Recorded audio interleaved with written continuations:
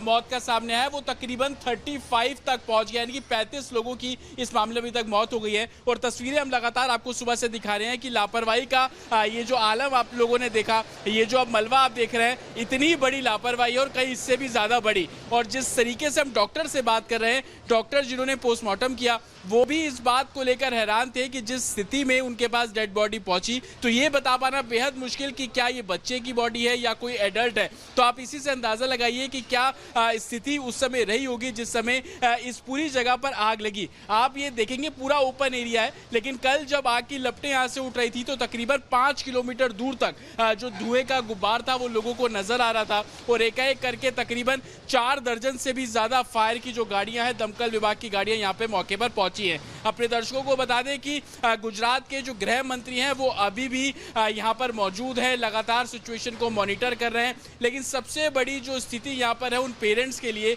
कि वो अपने बच्चों को खेलने के लिए उन्होंने एक प्ले खेलने वाली जगह पर भेजा, लेकिन वो बच्चा घर नहीं पहुंचा, तो कहीं ना कहीं उसको लेकर प्रशासन कार्रवाई करने की बात कर रहा है। लेकिन सबसे बड़ी बात, एक इतने बड़े एरिया जतिन, जो लापरवाही है वो सामने आ गई। लेकिन अब मैं आपको एक और तस्वीर दिखाने की कोशिश करता हूं। जरा इधर आ जाइए उमेश मेरे साथ, क्योंकि यहाँ से जो मलबा हटाया जा रहा है और बड़ी चुनौती क्या है, ये वो जो इलाका था जहाँ पर गेमिंग जोन बनाया गया था, जो आप पुराने वीडियोज़ में देख रहे हैं, वहाँ की व्यवस्था आप देखिए पूरी तरह से तैयार नहीं था।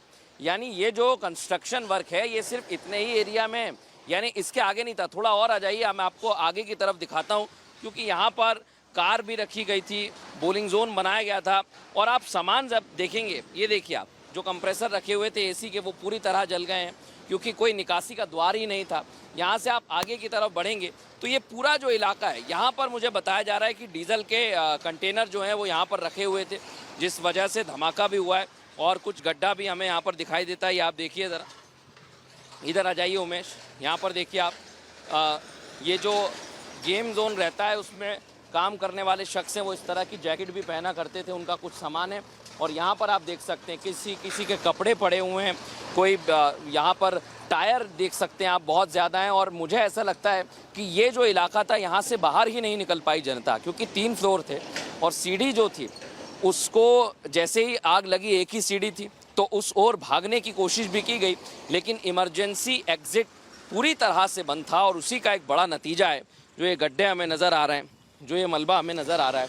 यानी कोई भाग ही नहीं पाया। पूरी कोशिश ज़रूर की लोगों ने, लेकिन आप सोचिए किसी बच्चे का दम घुट गया, कोई बच्चा या कोई अपने पेरेंट्स के साथ भागने की कोशिश कर रहा था तो उसे जगह ही नहीं मिली।